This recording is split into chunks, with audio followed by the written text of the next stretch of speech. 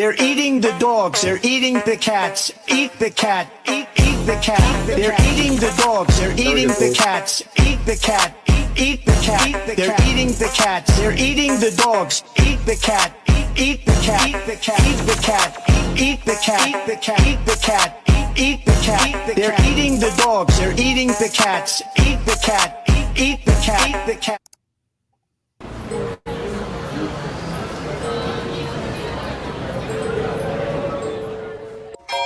I love that you love that song. Ah, yes. Welcome, ladies and gentlemen, to News from the Pew, where news happens, the internet is a thing, and we are a part of it. I am your host, the Armed Catholic, Rick Barrett. You can find me at thearmedcatholic.com. My beautiful, amazing book, which I did not point to correctly, which is behind my right shoulder, is available for pre-order at Amazon.com and all other places. Please go order it, and if you'd like. And so I'm here, and of course, the man, the godfather of Catholic alternative media, is here as well, Mr. Stephen Cunningham, who is once again using his powers and abilities to help do things that the federal government can't do in helping relieve the people of the western part of North Carolina. So we'll talk about that in a moment. No one cares about them, man. No one cares about us. $750 worth. That's how much. Israel only. Israel and Ukraine. Come on, man. Don't forget about our allies. We tried transitioning using the pronouns you and Crane, but that didn't work. No. It's still Israel only. I've seen so many bishops and priests tweet out or text out prayers for Israel. I haven't seen one from any of them about prayers for North Carolina. We just got Ric Flair, and that's it. That's all. I guess Rick is going to be able to take care of us. That really is it. It's actually kind of sad how, and it's not sad. We're going to talk about it a lot more in a moment. That part of these United States is completely forgotten by all elites, and that includes members of the church elite as well. But we got some stuff to talk about today. We're going to obviously talk about the tragedy in Appalachia and how you can help, or the help that is going out that way. We're going to talk about the debate a little bit. We're going to mention and talk about Melania. If you didn't catch that, she was going to be my cry room, but I think we're just going to talk about it anyway. Melania is now pro-abort, Catholic Melania, as a sad day for the MAGAlites who were counting on Melania to convert Trump. Well, she's pro-abort, so you might want to be just pump your brakes a little bit on that one. And anything else? Oh, the dock strike. We're going to talk about the worker strike and how you should probably stock up on TP because everybody's starting to buy that stuff again. Nothing else, not food, water, or anything else, just toilet paper, just reams and reams of toilet paper and Lysol. You'll be okay. You'll be able to fend off your the hordes of marauders that'll take place as the dock strike continues, the port strike, whatever you want to call it. All of this seems to be falling apart under the weight of trying to make this one big blob of Americana. If you had, I don't know, separate little states acting as their own, Steve, the port strike wouldn't matter because you wouldn't have a federal contract, like a federal union. The Union of North Carolina would deal with North Carolina and Texas and so forth, that they would even allow it. But now that you nationalize, because that's all you people want to do, now you have a national strike. And I hope you like that when you can't get your cheap Chinese crap coming in from China. But yes, all of that and more. We'll talk about the port strike in a bit. Let's cover the most important thing first, and that is the tragedy, obviously, that's unfolding. I thought you were going to say the Pete Rose death. I was going to say yes. That's pretty much. I mean, that was obviously traffic. Yeah, especially like now that the Hall of Fame is sponsored by sports betting. US. Yeah, right. By DraftKings, the fact that they keep him out is such a BS thing. It's ridiculous. The irony of ironies. You can ESPN puts gambling up almost every commercial. Sports bank. You go down the road, you see these billboards of bet it on the game, bet on this game, bet on this game. Yep. You could bet in the game. I mean, for crying out loud, the NFL moved to Vegas. Yeah, they all did. I mean, but yeah, let's have the integrity of the game while we pay high school players. College players are pro players, and yeah, we got bet. You can bet on anything. I mean, yeah, the quarterback from UNLV's like, I don't like my contract, so I'm just gonna leave. Leave in the middle of the season. That's cool. They still haven't given Reggie Bush his Heisman back, or did they? No, but Reggie, he's a bad guy.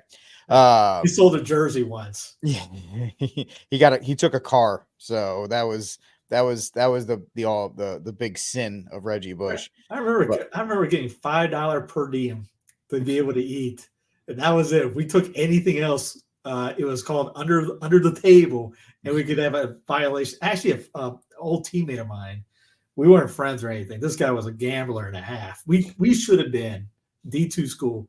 Should have been brought up on NCAA citations, probably weekly. They were gambling at batting practice. The dude gambled on everything. You couldn't do anything with this guy without gambling. So he found out I played basketball in JUCO, and he was a hoops. He played for the college. He played basketball at the college. Also played at Evansville University. Really good. I give him credit. He was great. But I haven't picked up a rock in 4 years. He goes, "Hey Cunningham, let's play 1-on-1."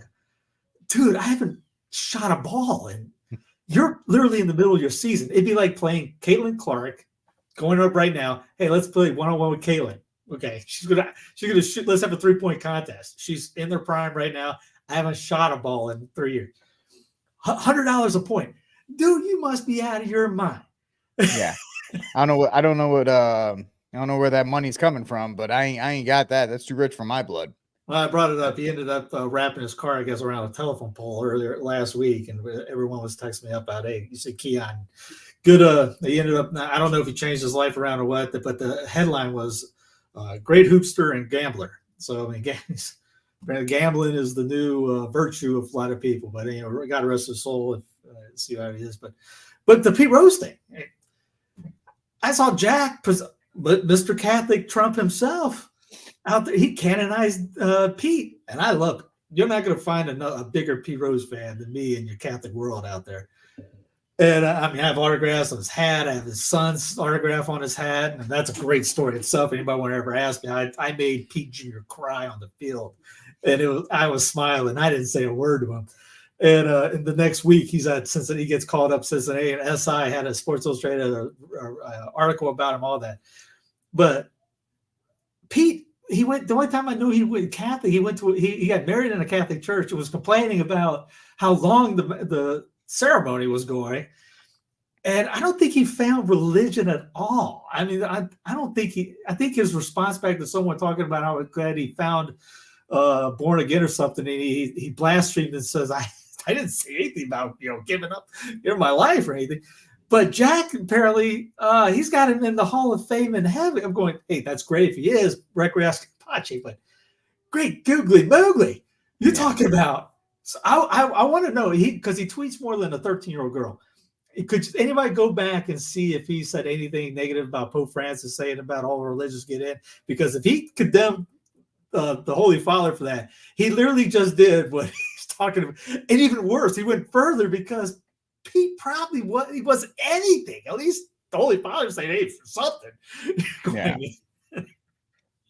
Yeah, that's very true in all aspects. Sad for him. Also, Dikembe Mutombo. Mutombo was fantastic humanitarian, though. Yeah. So some sports legends. Now, Dikembe was pushing the jab, though. He did do that. Most athletes did, but they really went after the high number, especially the black athlete, to get the jabs. Now, if no one knows, Dikembe took his own money and built a hospital in his hometown in Africa. Yep. And compare between LeBron and these guys today, who are basically virtue signalers who just tweet and do nothing about it. They just text, and just like how anyone else on both sides of the aisle. They text, they're all blah, blah, blah. They don't even all talk anymore. They're all text, no action. He actually put his money where his mouth is. He didn't tweet about it. I mean, you had to know the man to be able to find out that he did that. But that was back in the day when athletes actually did stuff and did not, take selfies of them, say, hey, look at me. I'm such a great man. Before the idea of being an activist was just a hashtag. Yeah, these guys weren't activists at all. They just did things to help out. Yeah. So it's kind of sad to see those guys, move on. And it's just back to life, really, in that regard. Yeah, I didn't know Rose was sick. I mean, I saw it was streaming or something. It was on Twitter. I was putting the videos up at 12 midnight or something like that, and I saw it going, oh, is that right, bro? I text my cousin in Cincy, Frank, did Rose die? What? And yeah, I didn't know. I didn't know he was even sick. But yeah. How big of a Rose fan were you? I didn't keep up with his medical bills. Yeah. Also, if you want to keep something like that quiet, you can. So it wasn't pushed out there till afterwards when they showed the last photos with him and some of the Big Red Machine. And yeah, I mean, he was a cocky guy, but I don't think he was out there telling, hey guys, I'm in the hospital, send money so I could, get on bet.com. Yeah, he's still trying to push DraftKings at that point. Yeah, DraftKings. I keep forgetting DraftKings. I think he was sponsored by DraftKings. I mean, might as well embrace it. If since they were paying, you might as well get in on it. But that's just is what it is. And yeah, we're seeing more of that take place in that regard. So let's move on. No one cares, like, who's Pete Rose? Yeah, I got his jersey in the other room. Like I said, I got my dad played golf with him. I got tons of autographs on scorecards, golf scorecards, baseballs, hats. Met him a couple times. In fact, went to his bar in Boca. If you ever been to Boca Raton, there's a Gold Star chili. It's the only Gold Star chili south of Kentucky. And it's because, and Northern Kentucky has it, not Southern Kentucky, because Cincinnati is the chili capital of the world. And the only reason there's one in Boca is because Pete lived in Boca. And there was a Skyline chili in St. Petersburg, Tampa, because the Reds used to be over in that area for spring training sometimes. But that's the only two. Outside of that, they're not. You talk about think locally, act locally. Those regions have that. They don't go anywhere. Plus, it's $1 million to be a franchisee for Skyline. Like, holy, $5 million. Yeah, that's true. He's sidetracked. That's fine. I mean, that's what we do here in News from the Pew. You'll learn. Want to make sure we cover everything. And so now that we got our sports coverage out of the way, now the weather.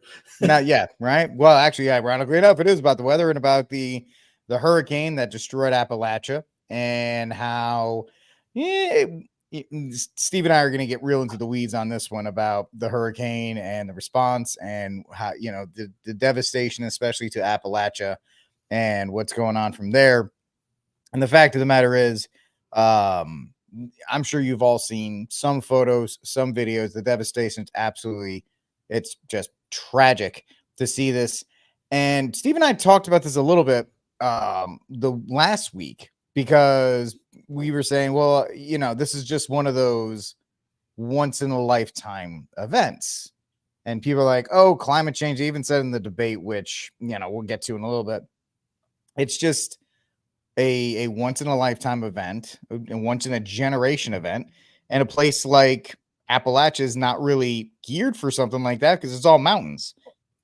Well, that's why I put that photo up. It was kind of classic that someone probably posted that photo trying to get to a climate change thing, but it happened in 1916.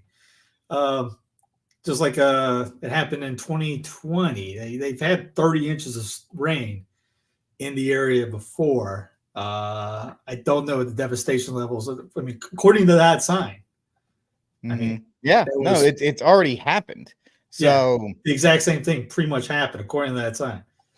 Except back then, the federal government didn't hate its citizens, so they actually back then. Well, and on top of that, back then, less people lived in a situation to put themselves in. Because I sent around that McClanahan has a great video on how national disaster relief is unconstitutional, and there's been a couple of presidents who actually said, I think Cleveland was one of them, that there's nothing I can't help. This is a great feel-good thing to do, It's kind of like the Will Kyle majority used to have a line. The church would ask you, can you help these people? Will you help these people? Question mark. And the state says, you will help these people, exclamation point. Mm-hmm. And but Brian brings up, because more since like Florida, Alabama, the like tornado incidents. Why is there more tornado deaths? Well, there's more people, and then more people end up building more homes in Tornado Alley, for example, or wherever. Why is there more flooding? Well, people are building homes in flood areas, flood zone areas. Not too many people built their homes literally on the beach. They knew not to do that. Because New Orleans, they didn't build them inside the fishbowl. So right. Or like New Orleans with Katrina, that people did not, before the government decided to come in and make the dam, not the dams, what they have out there that broke levees. Nobody lived in that area that flooded, because that's what happened when it flooded. because people said, hey, that's the area that floods. Yeah. Same thing with Houston. Houston brags about it. They're like, yeah, we built the highway system so that way it floods easier. So let's just keep building houses. And so it's a combination of people building in place, because Asheville is that area. There's a map I got I retweeted. I'll find it if you guys want. It is a flood zone in that area, hence 1916 flood and other floods that came through. And then someone asked, how's it flood up there? Well, you have these things called mountains, and the water comes down, and you have valleys. And like people were asking about Tweetsy. How bad is Tweetsy? Here's Tweetsy. You go down a hill and then come back up a hill. Well, Tweetsy's on this road, and the bottom of this hill is a parking lot, and it's just nothing but rock parking lot. And what the people at Tweetsy said, that's Lake Tweetsy right now, because all the water formed in the park. There's a little creek right next to it. So it's just water, gravity. It's just like a cup. Yeah, no, and funnily enough, like rain goes down mountains and so forth. It doesn't happen a lot, but it can happen. It can. And so that's the problem here. And the fact that it's in Appalachia is devastating, because within like Catholic prepper and all these other kind of circles, Appalachia has this reputation as being like Appalachistan, the last stronghold of Americana Catholic Christian values and all that. It's very hard to penetrate, and that would be the last stand. Well, now it's been flooded out, and now that your federal government has decided that each person in those parts of the union are worth about $750, and not the $2,200 that your Haitians or whoever else is getting for just existing. This is pretty much a Maui style land grab. A lot of people are saying. I think it's more of a devastation to the idea that Appalachistan was going to be the last stronghold of America, like, your Western civilization. But at the same time, now, they're like, oh, I'm sorry. People are already, if you follow things on Twitter, people are already getting offers for their houses. Like, the water isn't even gone yet. And people are like, yeah, I'll take your house for you if you can't afford it. And most of the people in Appalachia, they don't have flood insurance. So they're in a position where they're going, I guess I may have to take that. Yeah, there's a stat. The flood insurance was just obviously on the coast, and maybe 1%. Real quick too, Steve. Flood insurance is federal. You can't get flood insurance from like AAA or State Farm. It is a federal program. And since when I moved back here, what year was it? 2019, a couple months before the craziness went down. We found our raw milk person across the border in South Carolina. And, the patriarch of the family, great overalls, teeth missing, of course, just the classic Billy Bob in a sense. Great guy. But unlike some of our own, he wasn't all talk. There's a quartz mine there. You've probably seen signs recently about the lithium mines and the quartz things. It's a real thing. He ran first and won. He got into the South Carolina House just to run against the quartz mines, because it was going to affect all the farmers in the area. That's all nothing but farmland. I mean, they had a couple acres of horses, cows, obviously chickens, things like that. 4 trailers on their property, and then other people had it too. You can't swing a dead cat across Fort Mills over there and see and not hear of a farmer like that. And then the lithium stuff. When I remember Megan talking about that lady that she went to go get her hair done like 4 years ago. And the lady was talking about how these people were going through in Cherryville and other places, asking for, can we eminent domain in a sense, but they were trying to buy their property. And there were a lot of people weren't doing it, but all it took was that one. And that was what the lady was. She was worried because she lived there. If that one person ended up cashing out, then everyone else would end up being screwed. So it was almost like a unified effort. And there's video of that in Cherryville, people saying they don't want this to go down. And Kings Mountain down the street, they have a lithium plant. And there's in downtown Belmont. There's a lithium office that's really literally right off the main street. Turn right by the railroad track, it's right there. And all the way up. So if you look at the route that the hurricane, it literally does go through all that areas. Mm-hmm. And yes, they have been known to be able to Project Citrus. They ended up moving a hurricane. If you watch that video from across the coast of Florida, it was 1956 or something like that. And they were with the experiment trying to say, can we do this? And the history guy, the channel of the history guy, actually covered it the day of the hurricane. He's like, let's talk about this, because even he thought about it. And what they did was it crossed over to Florida. They was going down the Atlantic, predicted to go out there. They said, this is a safe one. Let's do this. And they took a B-52, dumped 150 pounds of dry ice into it. They noticed they were trying to figure out the change of the clouds.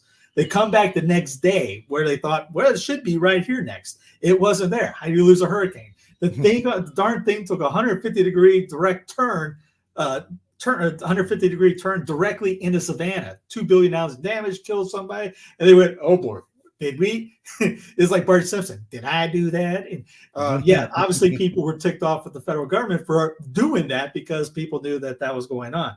Obviously, we've got cloud seeding and things like that. So don't tell me you can't do this stuff.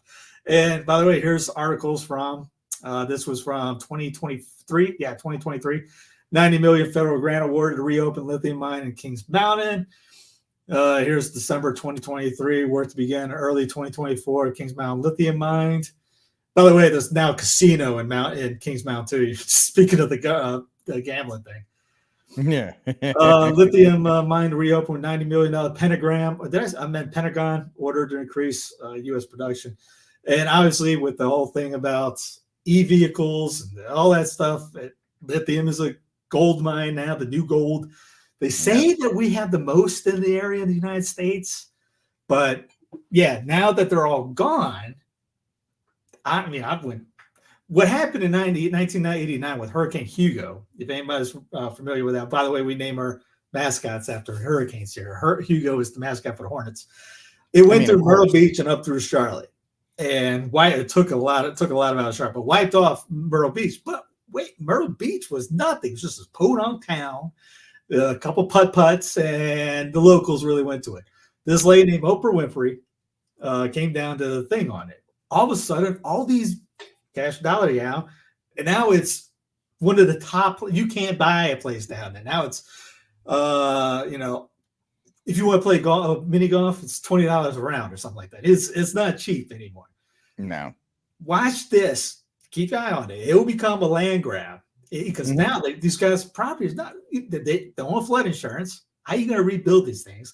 Most of these areas, Batcave, Cherryville, Cherryville's still around right now. But if it was destroyed, they're poor areas. These aren't guys that make $200,000 a year, $100,000 a year. They barely make 50. Probably 30, 40. Yeah. In this economy, 30, 40 again get well, but you're talking about old school, wood homes that are built. These are also homes in areas that have been generational. Yeah, like they went up there 200 years ago. The founding of South Carolina, North Carolina, they established that beachhead and they've lived there. They passed it down through their families, and they have no problem just wiping that all away. Yeah, here's just an example. Let me see if I can have one on Batcave. People were like, a Batcave? Yeah, it's cool. I always loved driving by the Batcave sign, thinking Batman, we're by the Batcave. But, I mean, do those look like multi-million-dollar homes? Yeah. Do you think they're going to, spend the money to rebuild the red building, that's not going to get rebuilt. Nope. I mean, those roads were barely passable at that point. Yeah. Before. Now those bridges and roads, they're all destroyed. 9 out of 10 of them probably won't even be touched. They'll probably just be abandoned. Yeah. Those areas, because they were kind of left alone. They were left alone areas because Cooper and all the elites in the state house think they're essentially, and this is not me, think they're white trash. So why would they help them? Well, this was during the storm. This was the bad cave. This house that's being filmed in ended up getting taken up the river afterwards. But yep, yeah, these places like that. Now this is up for the taking. Yeah. So they'll just, whoever it is will just gobble them. You get some big investor, all these guys come in and invest on that just for the lithium. These guys got no prayer getting their property back. Oh yeah, they're just gonna buy up the land and they'll let it stay like that just so they can get access to the actual mines. So it's tragic that it happened there. But at the same time, you have FEMA saying, by the way, we don't have any more money. Like that. Huh? Stop cussing at me like that. Yeah, FEMA saying we don't have any more money for hurricane season. And everybody goes, you have a $30 billion annual budget. What do you mean? They said, well, we spent like 900 and some odd, 90% of it on housing illegal aliens. I don't know why Federal Emergency Management Association is using their money. It's not an emergency to house Haitian migrants or any of these other people. That's not an emergency. It was now. So your government, which I Twitter is a win for all of this. Somebody quote tweeted the FEMA announcements like, oh, call us or go to FEMA.org. They're like, I don't have internet. How the hell am I going to call you or go online to fill out a form? They say use the app. Yeah. Oh, okay. No, time out. You're on the record saying cellular service is non-existent in these areas. Yep. How you using an app to sign up for this? There's video of guys riding donkeys to get out of places. The only way they have internet is because of Elon's Starlink. And only people that could bring that stuff up, like your boy Jason, he's bringing some Starlight up, and that's not everybody. People were asking me about the monks up in Burnsville, which apparently they're doing fine. And there's been tweets, I haven't seen them yet, but there's been tweets saying that there's monks helping out people in the area. They don't have. Can you hear me now, guys? Not walking through that area. They interviewed the mayor from Newton, not Newton. I think it was Newton, North Carolina. So if you think of Boone's up here, and for me to get there is going this way. So Newton's this way, a little bit in the Appalachia. I think Jason Carroll said he's from that area, and the mayor said he saw the FEMA trucks go by. And he's pretty much he mentioned that it's a very more older population that lives there. And he said they heard the FEMA trucks fly by, and he goes, "We're on our own," because they only care about what you're seeing on TV, Boone and Asheville. Given two whats about how many 90 other cities that are in that area. Nope. You can die. To them, you can die. Which I don't care about FEMA anyways. But they don't care. They're not helping. Did you see this was on local news the other day? You guys see about the hurricane thing? Do you remember the helicopter guy? Yeah. About the guy. Are you talking about the guy that was told to pretty much stand down? Yeah. Because if not, they were going to arrest him. I know Pete LeBougeg was out there this morning saying you can't fly your drones over the disaster area. You're going to interfere with the rescue operations. Which, guess what? It's time to ignore the feds. Sorry, you guys aren't around, so I'm going to fly my drone to go and try and find people because you people are still sitting in D.C., debating what you can and cannot do or what you will and will not do. And here's from the conspiracy theory website, Queen City News. Oh, not let me play. Shoot, I got to get rid of something. Yeah. Let me get rid of Batcave. Sorry, ladies and gentlemen, I used up the max. Well, while he's getting that set up, I'm going to take this time to say if you haven't yet, we have an organization, the Martyrs Walk, which I'm a part of. You can see my hat. We're still taking donations because even though, just like with any tragedy, yes, there's been a lot of support, but this is going to be a a multi-step effort. So if you are willing, I'll post it in our chat. Fantastic. If like we're up to 25 grand. Good. Yeah, no, the Martyrs Walk, I'm so proud to be associated with the Men of the Martyrs Walk on this one, because they have just done such great stuff. And if you want, and a lot of people have too. A lot of private organizations, a lot of people have stepped up. And that just shows you why Steve's local is why you want to focus on, because those are the people that you need to rely on in disasters. Too many people wait for the federal government to come calling. Applaud the people that have donated. When he first put it up, he only had a grand in the bank, in the account, and his goal was 6. And then I hit him up that video, asked him, hey man, let's do a video on this. And I told him, you might want to boost the goal up a little bit. And I told him 15 minutes later, you may want to boost it up a little bit more. Before I went to bed yesterday, hey man, you might want to boost it up a little bit more. We can hit that by the end of the night. And so thanks for everyone out there, because pretty sure no one else is helping out on promoting. I saw, like I said, other big name guys online. They're not talking about this. I do have to give a shout out to a YouTube channel called Mr. Guns and Gear.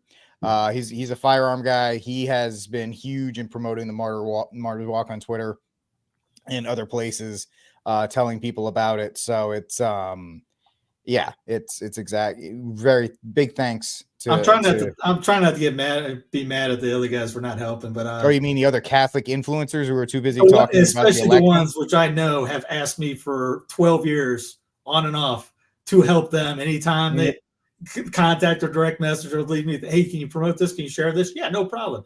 And I send them the same thing. Can you send this to help out people that are dying? And I hear crickets. So yeah, even up like Monday, when this thing was in full tilt, I saw Catholic influencers, not even the headline was, oh, can you believe about the migrants? And can you believe about, like, hey man, stop talking about the blanket election. All right. Why don't you actually talk about what's happening here? You're just as bad as everybody. Never mind. You're going to get me fired up. I even tried. Hey, I sent it to one guy individual in the email and sent it to him. Say, hey, and also I was like trying to code it for him. There's a TLM parish in the area too that's needs some help, and I'm glad that they're okay. Well, thanks. Yep. All I asked you to do is share. I didn't even ask you for $1. Just share it. But by the way, I'm not getting monetized by the thing. I'm not getting it down. I'm just trying to get the people to help out them. But yeah, it's home, so it's trying to help my home countrymen. But here's that story from Queen City News. Coverage is Lake Lure. The cries for help from people stranded without food, water, or electricity hit social media soon after the flooding last Friday. But my parents are stuck there. Their address is Banner Elk. They are in the first condo. If you receive this, please give me a call back. Thank you. Sidham's phone started lighting up on Saturday with people begging for help. I could hear the desperation in her voice. This is multiple phone calls I've received like this, voicemails, text messages, and you could hear people desperate for help. Sidham and his son rescued 4 people on Saturday and spent the night in a nearby pilot's lounge, then decided to fly again Sunday morning. I spoke with my son, which is my co-pilot. I said, hey, do you want to go back out and try to help today? And his response was, there's so many messages, I don't think we can't not go help. Sidham and his son were headed up to Black Mountain. Flight tracking shows no flight restrictions in place Saturday or Sunday morning when Sidham flew through the Lake Lure Gap. But that was all about to change. The Sidhams spotted an older couple waving for help, then landed in what's left of their driveway. Hey, I want you to let me get in. You step out and go out, help her in, put her bag in the back, get her strapped in. I'm going to take her down, come back. I'll take him, I'll come back, and then I'll get you, okay?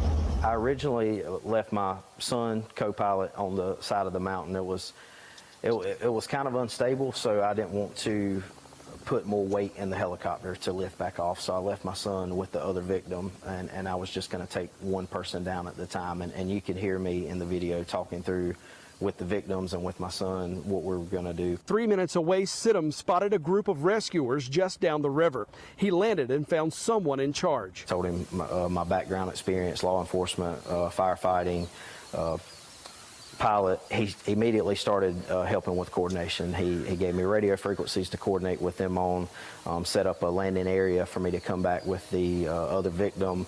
And in the middle of the whole conversation and then blocking the road off, I was greeted by the, at that time I didn't know, but Lake Lure fire chief or assistant chief maybe, and he shut down the whole operation.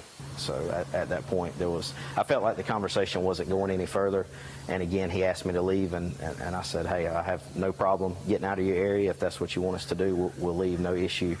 At that point, I asked him, what was the reason I had to leave them there, and he said, again, you're interfering with my operation. I just need you to get out of the area. I said, sir, I don't know where you were trained at, but I know how my training is, and I'm not going to leave personnel behind. I'm going back to get my co-pilot. He said, if you turn around and go back up the mountain, you're going to be arrested. I said, well, sir, I'm going back to get my co-pilot. I don't know what to tell you. And he said, I'm letting you know. And at that point, he waved for 2 law enforcement officers to come over and told me Just that doing my if I had to job. go back up the mountain, I would be arrested. He flew the 3-minute trip back, picked up his son, and left the woman's husband behind. Sure, he was flooded with emotions and trying to rescue other people, and I just felt that it was best at the time to leave. So I did follow his instructions, and I had a conversation with the female victim before I left, apologizing and explaining. She was standing there. She heard the whole conversation. And they were both very, very surprised, very upset. The husband, as I was leaving off of the side of the mountain, at that point, separated from his wife, he was upset. I can only imagine. Sidham and his nearly 1,400 flight hours turned his chopper around and headed back to South Carolina, passing people waving for help along the way. As I was actually leaving to go back to get my son, the original chief or captain that I spoke to, his crew and himself, they came back over and said, hey man, we can't tell you to go get the victim. We can't even ask you to go get the victim, but we can tell you if you come back with the victim, we'll have you a designated landing spot, and we'll make sure they don't come over here. So there was no flight restriction when you went in? No flight restriction when I went in. It went in place 20 or 30 minutes after the confrontation with Mr. That's your federal government, folks, at work. Your blood ain't boiling. I don't know if you're human. That's just one story. Yep. And then there's stories about FEMA or DHS or federal somebody's stopping up in the actual mountains, going to church parking lots, taking all the stuff and telling everybody to leave. Confiscating material. You mentioned Starlink. I didn't know about this till earlier. Wake of the deadliest hurricane in 35 years that knocked out the phone systems hampering rescue, emergency crews in the Carolinas are desperately deploying Starlink terminals to coordinate emergency responses and save lives. The kicker here is that these areas would have had fully operational communications. In fact, precisely 19,522 sites in North Carolina alone, but the FCC revoked a $1 billion grant to deploy Starlink to thousands of rural communities. In short, because they did not like Elon Musk, tens of thousands are desperate and dozens have died, perhaps with more to come. The story comes thanks to Natalie Danelishan, and the background here is in 2021, the Biden administration rolled out $42.5 billion in grants to pay for rural broadband. It was part of the Build Back Better Act, which was renamed the Inflation Reduction Act since that polled better. 3 years later, not a single person is connected. $42.5 billion. In fact, they're saying nobody will be connected until at least 2026. Why is nobody connected? Because fiber optics providers lobbied to exclude Elon Musk's Starlink so they could feast on the roughly $4,000 per connection. Just imagine how much profit is in digging fiber optic across miles of mountains, forests, into the most remote pockets of wilderness. Sure, a Starlink terminal could do it for a couple $100. In fact, Elon was quoting $120 per connection. But why do that when you can dump 30 times more taxpayer dollars into obsolete fiber? Hilariously, in rejecting Starlink's application to do it for $130 the price, the FCC cited their, quote, responsibility to be a good steward of limited public funds. The Democrat FCC chair then went on to attack Starlink, accusing it of being a, quote, monopoly specifically because Elon managed to knock the price so low by doing the impossible, building a global stick constellation of satellites to provide worldwide cellular service that bypasses the trillions it would take digging fiber. Note the Kafka logic here. Build a better mousetrap, a 30x better mousetrap, when nobody else can and you are a monopolist. And It's that's why okay. It's okay. The federal government, they know. They have experts. They know what's good for you. They do. Just never forget that. James Corbett did a thing about his internet service in Japan. So it's like $5 a month or whatever he pays. And there's 700 different companies or whatever trying to fight for your product. And he gets invites all the time, emails, letters, things like that, can join his thing. Whereas here, what's your pick? You got a monopoly already. It was funny when they called it a monopoly, because literally, if you're in charter area, that's all you got. You have no. I think it's an FCC thing. You can't shop around. You can either get the cable, or you can do like what DirecTV had back in the day with the satellite type deal thing, which kind of like that. But if it rains, you don't get anything. But that's it. That's why it's $49 a month or whatever for 500 gigs or whatever. And he's talking about like I pay $7 a month and I get like 1 billion, upload or whatever. They're better and cheaper because they actually have a free market in this. Whereas we, the land of the free, no. Mm-hmm. Yeah, it's fantastic, isn't it? When you live in what is it? My free market, my free laissez-faire capitalism. Yeah. I mean, even here in rural, I'm not even that rural, but there's only one choice for internet. Whoever had the lines. Ironically enough, before this whole thing's happened, I've been looking at Starlink myself, just because I don't like the speeds that I have here are terrible, and it's my only option. So I'm thinking, I might as well get Starlink and put it on there, but we'll see how it happens with that. But folks, when we talk about preppers and all that kind of stuff, it's always been a dirty word, and because it's always been associated with like the zombie apocalypse and all these other kinds of things. But the idea is that this is why. This is it. For these types of situations, you got to have 2 weeks worth of food. That's a great one. Yeah, the TXFE gets the comment of the day award because that's fantastic. Yeah, so that way your fridge will open up for you. But your fridge will tell you need more eggs. Yes, or I can't do that, Dave. The fact is that I lost my train of thought. I don't even know where I was going. But being a prepper, yeah, you got to have 2 weeks worth of food, water, your own supplies, all that kind of stuff, because you bought into the lie that the feds are going to take care of you. Oh, well, we'll just wait for the feds. Whether it's Katrina, whether it's Hurricane Harvey or Henry, whichever one was in Houston a couple years back, the government's not going to be there for you, man. In fact, they're not going to. Speaking of that, to actually get in touch with you and help you in that regard. Speaking of that, I won't be drinking this right now. Everclear. A big darn mason jug. And over here, I got some dry medicinal stuff. And we're going to make my own tinctures. It's not that hard. You talk about prepping. I was thinking, everyone look up Judson Carroll, get all his books. Because there's people in the Carolina mountains. There is a big, I'm actually in a group with a bunch of, follow these guys because I got get ideas from them.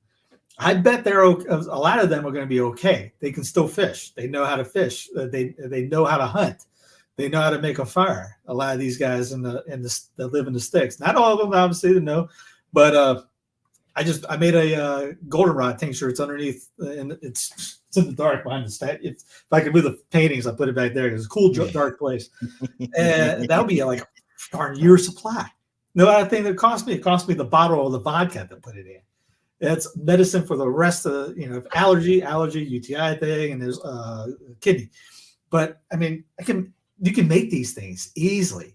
They might be in your backyard. Goldenrods everywhere, literally everywhere in the States. Figure out what it is, cut it up, use it. You can use tea, whatever. So like Rick was talking about prepping. It's not just the prepping. It's knowing what's in your backyard that God gave us all that's actually growing there free and just got to use it. But yeah, because Judson has a book on prepping for medicinal. And I got one here too. It's growing your herb garden for preppers, homesteaders, and everything else. It's not that long of a book, but I mean, I got the stinging nettle growing in the back and the front, and people are like, wow, stinging. And I had to make sure I stung myself. It stung for about 10 minutes. Like, yes, I got, that thing's supposed to be fantastic for you.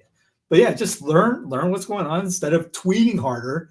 Learn, read these, you're like a fern. Who knew that ferns were so medicinal? I'm gonna have to do something with him about stuff like this, because he would be great on this topic. And he talks about, chewing mint before drinking some water. If you don't know if it's contaminated, the mint will end up filtering the water for you so you can drink it. So there's a lot of ways to be able to live on the land without being like a doomsday prepper in a sense.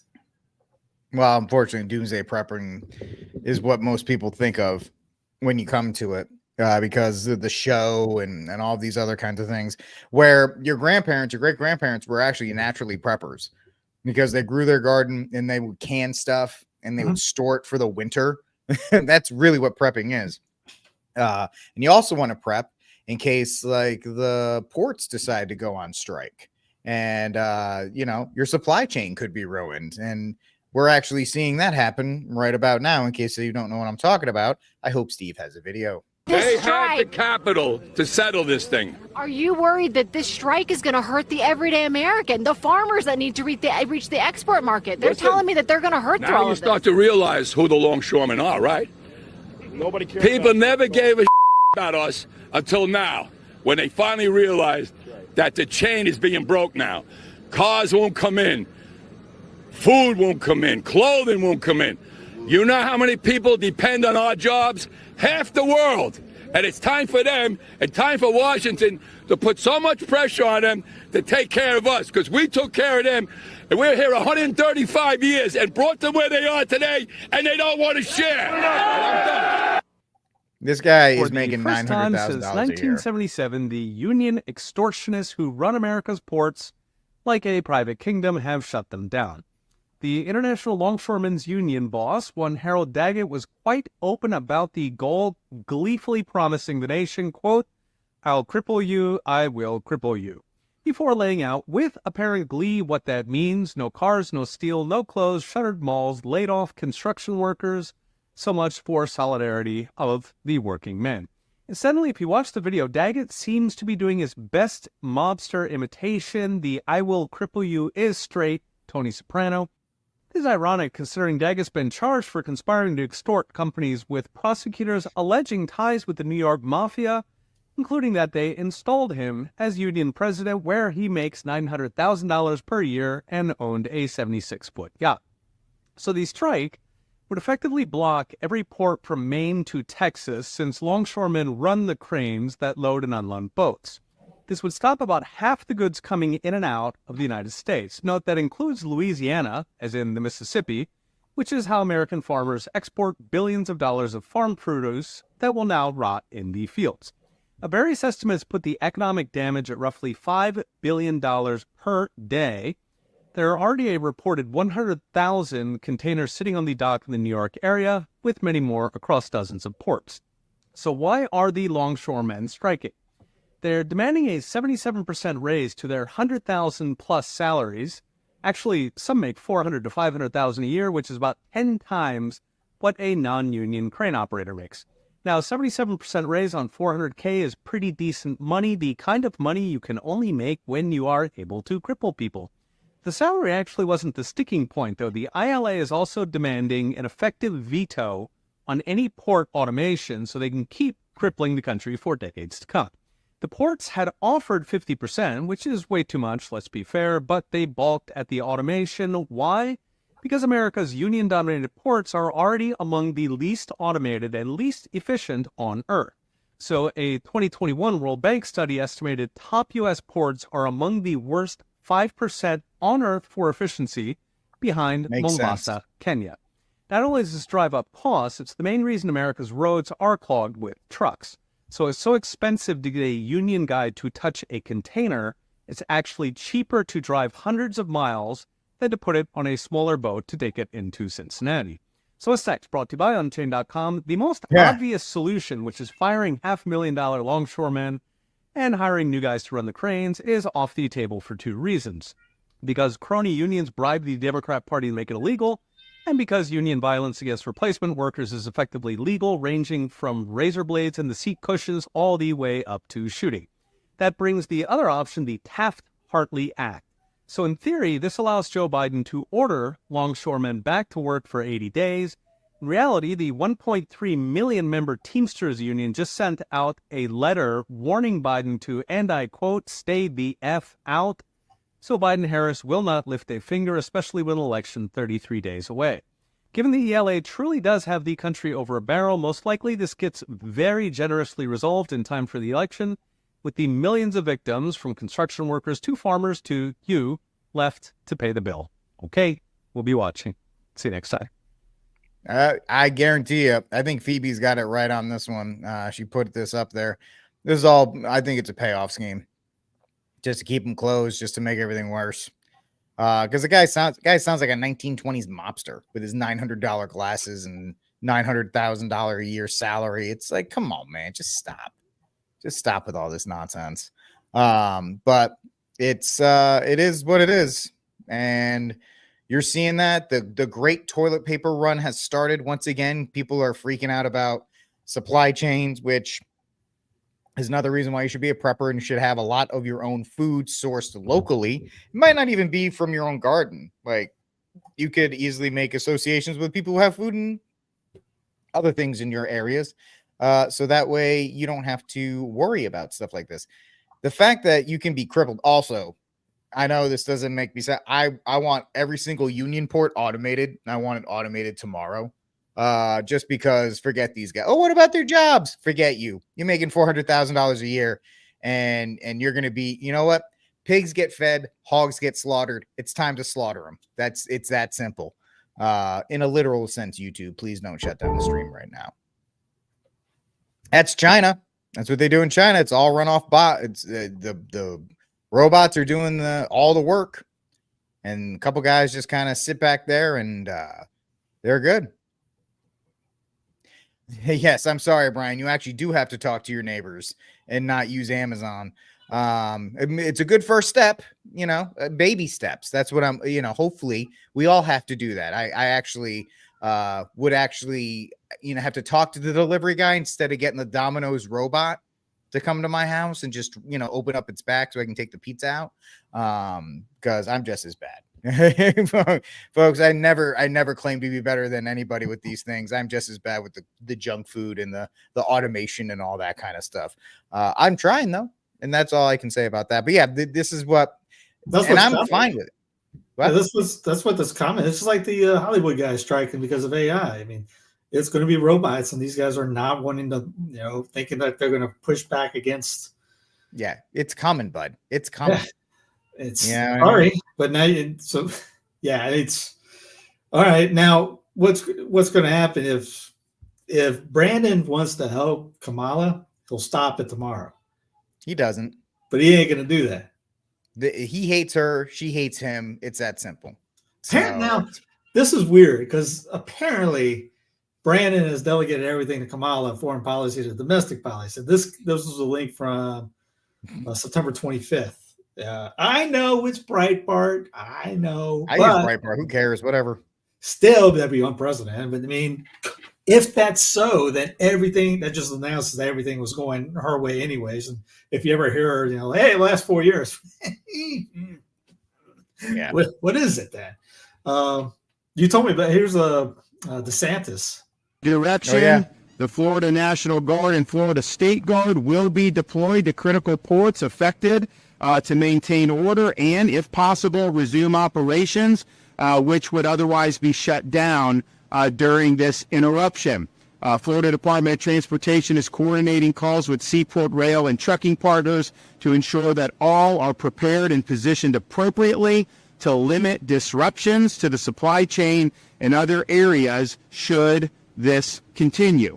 I'm also directing Florida Department of Transportation to temporarily waive the collection of tolls and other fees for commercial vehicles using public highways in Florida and waiving the size and weight restrictions normally governing vehicle transportation for the duration of this emergency. This will help expedite the movement of goods that have been impacted from seaports to.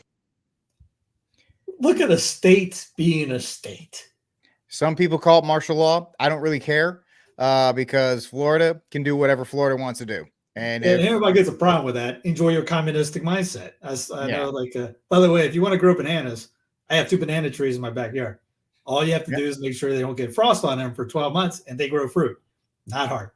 The guy in Wilmington showed me how to do it. He's been doing all. And in the winter, what you do, you put a cover over it, a heat source, bada bing. You can still get some bananas.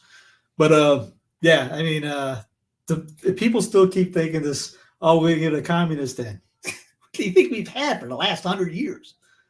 Free and Ayn Rand.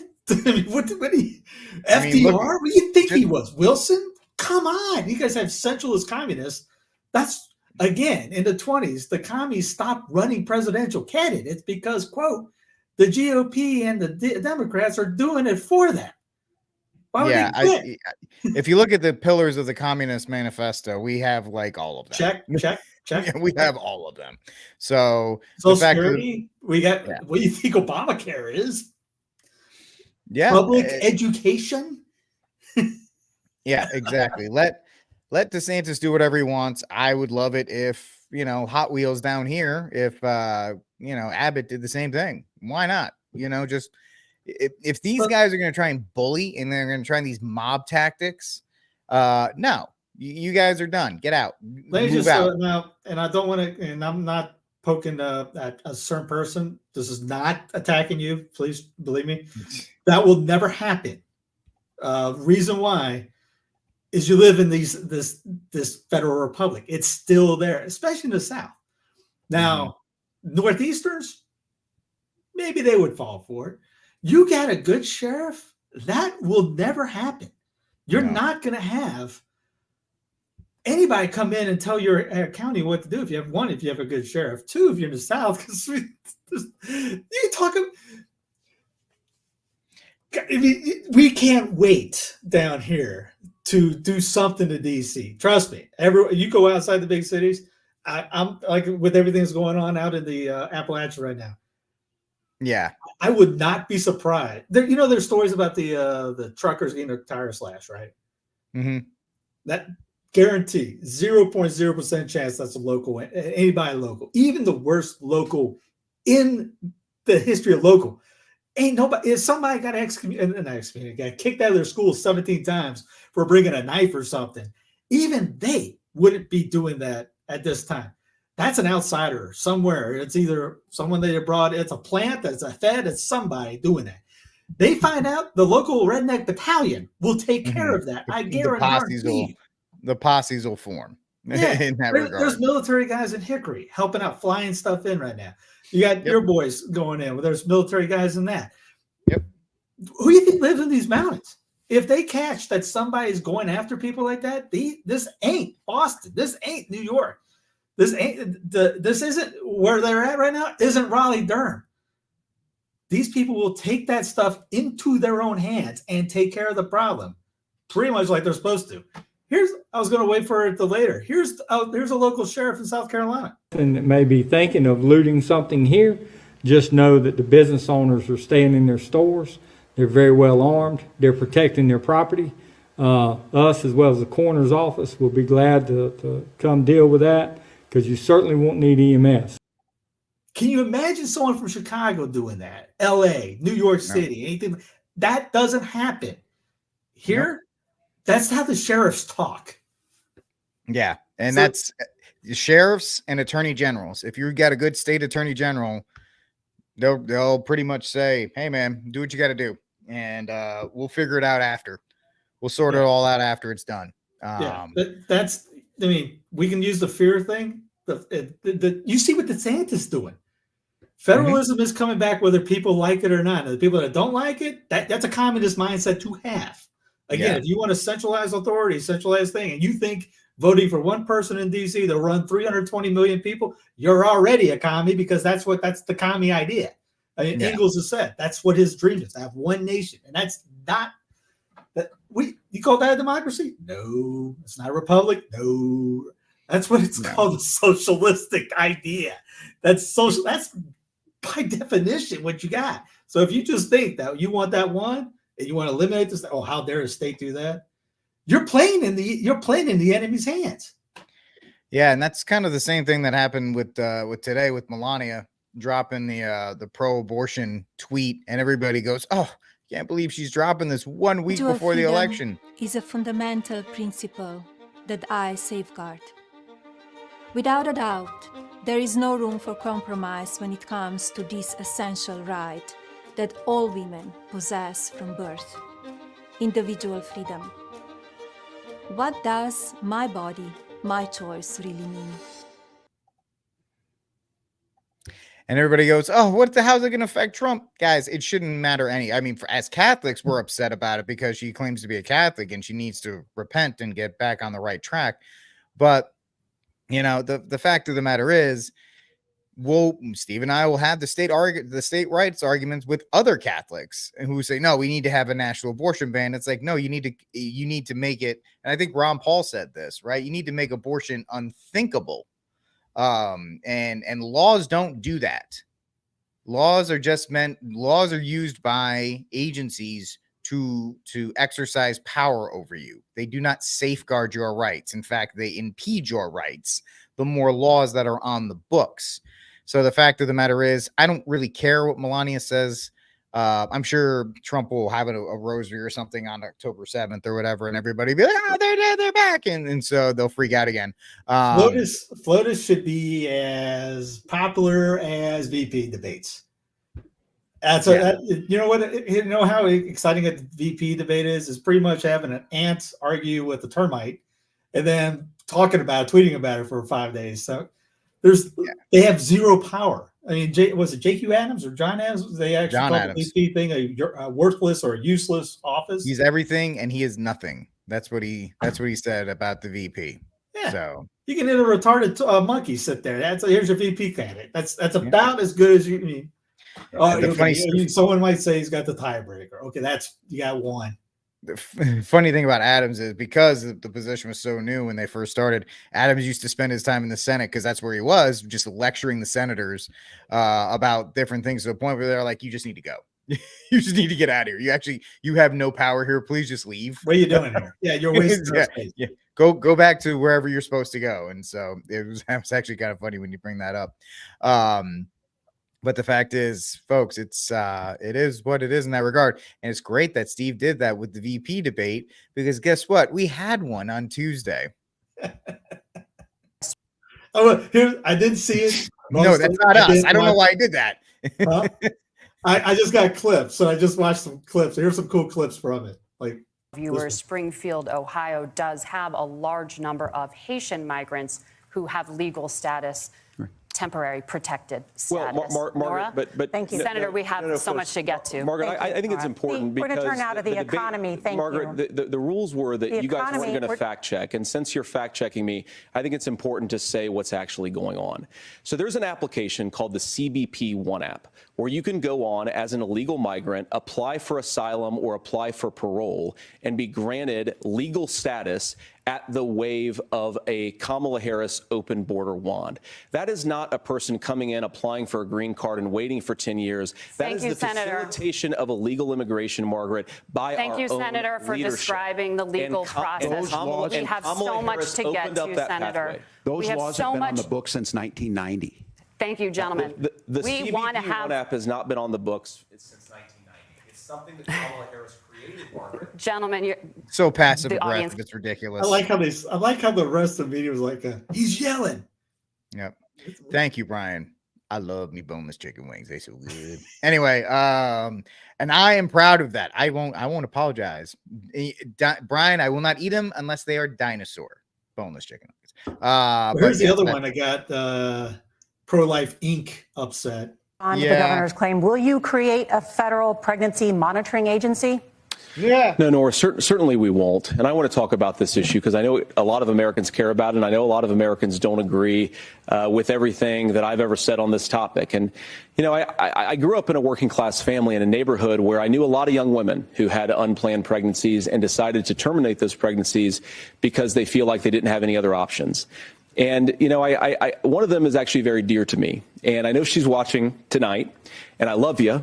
And she told me something a couple years ago that she felt like if she hadn't had that abortion, that it would have destroyed her life because she was in an abusive relationship.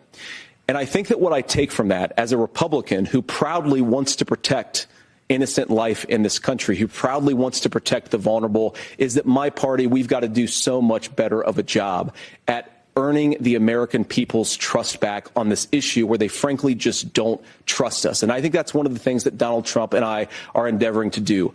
I want us as a Republican Party to be pro-family in the fullest sense of the word. I want us to support fertility treatments. I want us to make it easier for moms to afford to have babies. I want it to make it easier for young families to afford a home so they can afford a place to raise that family. And I think there's so much that we can do on the public policy front just to give women more options.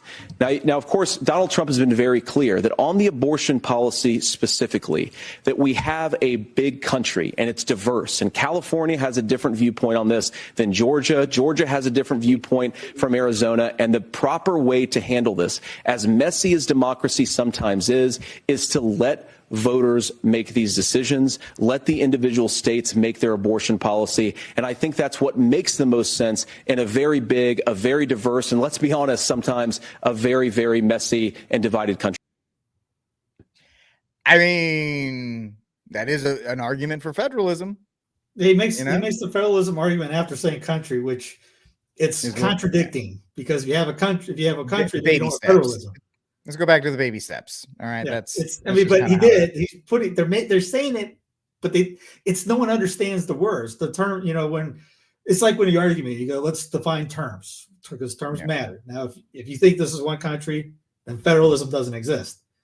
But if you say the states can do whatever because they are countries, then what you have is a federal republic, not a country. And it's the mindset of all the regular people, the hoi polloi, that don't figure that out. That's why you get a lot of anger because now everything's centralized. It's a civil war to get that one thing in DC so you can get your way to rule over everyone else. Not saying this is ruling over it's any issue. And so people are so mad, so emotionally put up in this. Just like when you see Kamala or DJT at the hurricane relief, we just love emotion. They're there. We love them. Oh, look at Kamala's handing out eggs. Oh, it's so great. Look how much they care. Yeah. Yeah. They had to find the 5 people that actually could stand Kamala to do that photo op. Just remember that. So it's only 30 seconds. As soon as they're like the camera's off, she dropped that stuff and was like, "Later, I'm getting back on the plane. See you." Yeah, she's like chicken grease. She's out. Yeah, I'm out. But you got the emotion. Trump was there first. Yep. What are you going to do for me? I'm going to give you $5,000. Okay, thank you.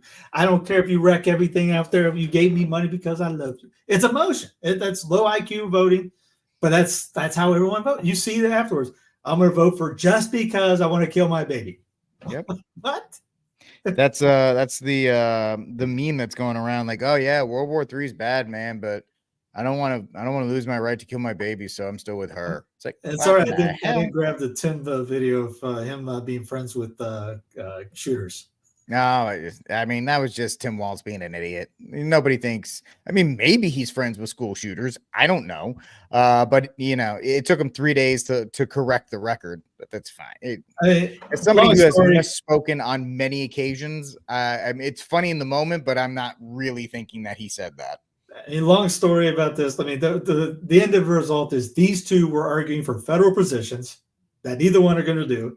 Nope. And I mean, if you have 2 working brain cells, Vance cleaned this clock. I mean, yeah, he was very articulate, controlled his emotions, well spoken. He's polished. He's everything you want DJT to be in a sense. Right.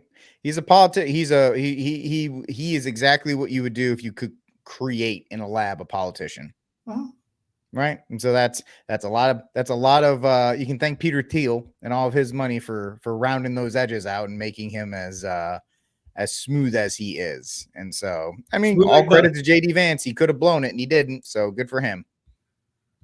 Smooth like butter. Yeah. In my mind, however, Governor Walz did in terms of sincerity, that Vance won this debate. Does Governor Walz have a problem with the truth? No. They were talking at one point, Vance wanted to correct something about how Haitians got into this country. And he was right, and the moderators wouldn't let him correct it. It's very interesting. But at the beginning, the two issues driving the campaign right now are Harris has a big deficit on the economy, Harris has a big deficit on immigration, and Republicans were happy tonight and Democrats a little bit nervous that on those two issues, Vance carried it. J.D. Vance is much more experienced at this, at public speaking, at defending himself, at pivoting. Which is funny It's because the Walsh is audacity. a governor. I agree with you that we're in year 9 and no one knows how to cover the audacity. The audacity is that someone should have said, stop it, stop. Women, right? Am I right? Just women being emotional. And so this whole thing about Waltz being dude, how'd you become a governor if you're terrible at this? Granted, Minnesota has 15 people in it, but still. Minneapolis. If you look at this, how he got elected, it's just Minneapolis, St. Paul voted in. The rest of the state voted for the other guy, which goes back to you need to decentralize your states because you're going to get ruled by morons like this guy.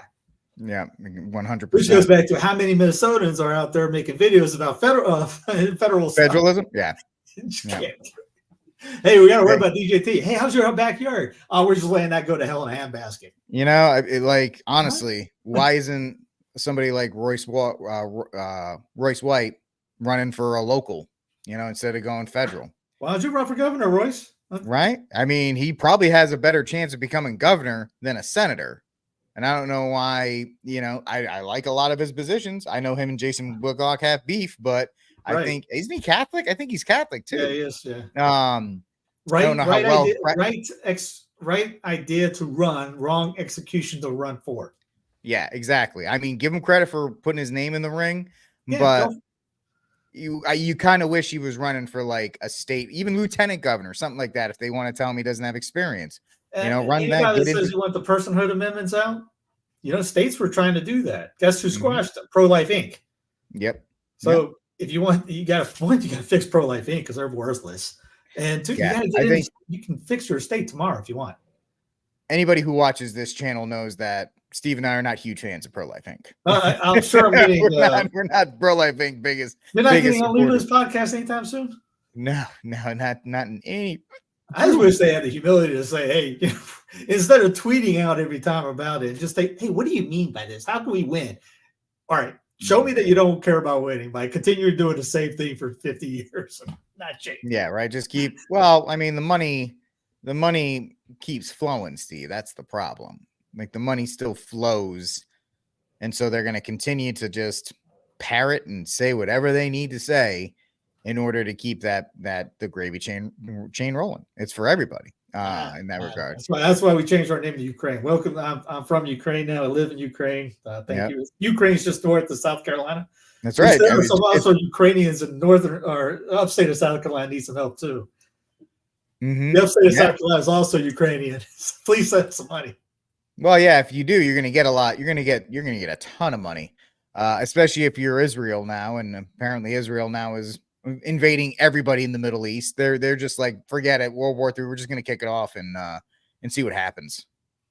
Yeah, they're bombing Lebanon. They're not bombing Lebanon. Where were they? This was Israel. This is them bombing Syria because they were bombing. I forgot. So many countries, so little time. They bombed Lebanon last week. Palestine for the last half year. Syria now. Who else? They went after. They killed somebody, and that was, and the retaliation was basically hey, we're gonna bomb a strategic location of yours. If you look at it, Iran was not killing any innocent people. They were bombing military targets. I think just like they did, they told them, "Hey, we're doing this." Mm-hmm. But you see Western media going, "Oh, look how these scumbag." Israel did this.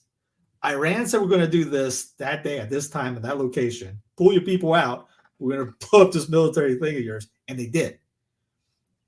Here's D.C. Struck Israel. The U.S. issued a number of sanctions as a consequence. This morning, the president said there would be severe consequences if Iran carried out this attack. What are those consequences, and are they more severe than sanctions? Totally legitimate question, and that answer will come based on the conversations and consultations we have with our Israeli counterparts. It's too soon for me to stand before you today and give you an answer. What I can tell you is this. We are proud of the actions that we've taken alongside Israel to protect and defend Israel. We have made clear that there will be consequences, severe consequences for this attack, and we will work with Israel. I wish I could play that scene from Life. Can I have your cornbread? No, you cannot have my cornbread, because if you do have my cornbread, there's going to be consequences and repercussions. We get flagged if we did it, because they can't. I've actually never seen that movie, so I don't get the reference. You never seen that? Yeah, he's with Martin Lawrence and Eddie Murphy. I'm sorry? Yeah, with Martin Lawrence and Eddie Murphy. Never saw it. Yeah. You sit across the table with the big guys. Hey, you gonna eat your cornbread? No, you will not eat my cornbread. He's telling Martin to stand up for himself. Because Martin's like, yeah, I'm not gonna have it. You can have it. He goes, no. You tell him to kiss on because if you don't, you're gonna get this. Anyway, when I hear consequences and repercussions, I always think about that scene. Well, once again, Israel is our greatest ally, blah, blah, blah, region, democracy, yada, yada, yada, whatever the case may be. And so even though Israel is really just like it's just like a weapons developer and an outpost for the military industrial complex and for these United States, it doesn't shock me. Yeah. I said this, I've been saying this for a while, that they're going to, because they know Trump's coming back in, only because Steve and I have been calling it for the entire election cycle, that he's going back in. They're going to start as many wars as possible just to put him in a place where he can't stop them. So, oh yeah, look at that. For the entire day that went on. The boomer memes about Israel. The only reason I saw is because I was going just deleting some notifications, putting up the video that we did on hurricane relief.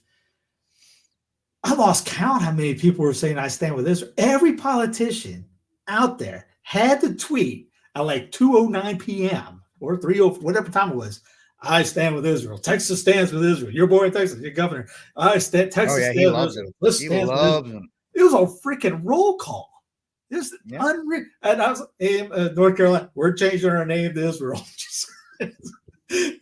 What do we have? I mean, really? No one gives two you know whats about the South, really, and they really don't. This Reconstruction, the 2.0 in a sense, been trying to do down here. Yeah, I completely agree. As somebody who is not from the South, I completely see as a carpetbagger in some way, shape, or form. I see that happening. I appreciate the Southern culture. That's why I came down here, and I don't like the fact that it's being ruined. But it is unfortunately what it is when you have these people in charge who absolutely hate you, and you can't say it enough how much they hate the citizens of the union that they're supposed to be governing. They just despise them with every bit of being that they have. And so it's tough to watch, but yeah, I think that's going to wrap it up for us. And just to make matters worse for the South, you hit the Conyers explosion the other day. Oh yeah. That whatever. Yeah, it's fine. It's only 22 times higher than normal. And people were talking about how much it smells in the area. I think since the wind change is now blowing into southwestern South Carolina, so and if anybody doesn't know, Conyers is where that false apparition happened. I don't know if it's still claims to be going on. So little Catholic twist in there. There's a false apparition site down there too. But yeah, just chlorine plant, just boom. Yeah. I mean, everything seems to be falling apart at the seams. That's what happens when you give the federal government all this control. They don't have the ability to do it. Your October surprise. Yeah, it's all of this. The whole thing falling apart is your October surprise. It's just the wheels fall completely off in that regard. But all right, Saint of the Week in Cry Room. My Saint of the Week, my brothers in the Martyrs Walk, money they're raising. Check out themartyrswalk.com. I think I can repost the link in the chat room if you can. I understand money's tight. I'm not asking anybody to do anything they can. But if you have some money, just a couple bucks to throw, because it's going to be a long-term effort that we're going to be a part of to try and help rebuild those parts of North Carolina. And so that is my saints of the week, my brother martyrs. I'm going to put Melania in the cry room. I know we said we're going to do it. I'm just going to do it anyway, just because she's a Catholic in a prominent position. And just why are you even talking? You didn't talk for 4 years when Trump was president. You didn't talk for 4 years now you're deciding to do it. More confusion in the Catholic front. It's just one of those things. Nice. You got the purple scapular. I never got mine blessed. I just got the purple scapular. I just threw it up on the wall. So hopefully you get yours blessed, though. That would be pretty cool. So that's pretty cool. That's my saying of the week in Cry Room, Steve. I guess I'll go with that.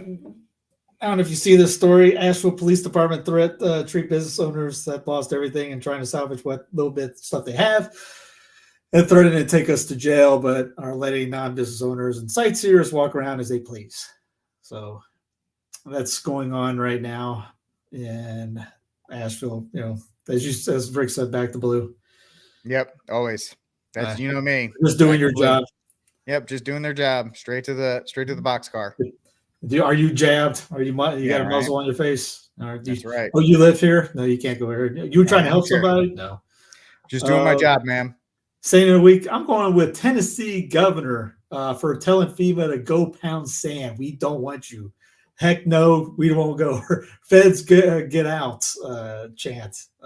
So, yes, you can actually tell them not to go. Now, the State House wanted to petition Biden to come in, but that's awesome to see the governor saying, we don't want you here. We can take care of ourselves, which even North Carolina, we could do that. There was an article where they talked about on local news that they have a, quote, rainy day fund that will take care of everything. They don't need FEMA, but they invited him anyway because Cooper's Cooper. He's you have to. It's part of the genuflecting to DC. Yeah. So, I mean, in a sense, I'm happy that FEMA says they're out of money because it'll show that North Carolina can do it anyways. Which they have anyway, because FEMA's like, you're on your own. Yeah, they're not doing anything. And just like how Jason, those guys are. If people are if the feds are saying, do not come to Asheville or whatever, go anyway. Yeah, forget it. You don't apply here. We don't care what you say. Yeah. There's like 4 of you. Get out of the way. And on top of that, this ain't your home. Go. Yeah. And again, that's the mindset of the 1860s, 1850s, 1840s, 1830s, 1820s, all the way back down. You're a Fed? Get out. This is our home. You're an invader. That's why Virginia ended up going into the war, because they invaded Virginia. They didn't ask them to come through. They were going to go down and in their mind, beat up on people that didn't need to be beat up on. That's why they joined. So again, that mindset is still down here. It's not as prevalent, but outside the big cities, darn right, it still exists. It's there. It's just waiting to be reignited. So yeah, that's what it is. So folks, as we head out, continue. If you can't, I'm not saying if you can't donate, I get it. It's cool. I understand. Just share it around. Share it around. Offer your prayers for the people of Asheville and all those areas as well. That's very important as well to do that. All right, folks, that's it for this episode of News from the Pew. Please like, subscribe, and share the news from the Pew. I am your host, Rick Barrett, joined always by Mr. Stephen Cunningham, the godfather of Catholic alternative media. God bless, and Viva Cristo Rey. Eating the dogs, they're eating the cats. Eat the cat, eat the cat. They're eating the dogs, they're eating the cats. Eat the cat, eat the cat. They're eating the cats, they're eating the dogs. Eat the cat, eat the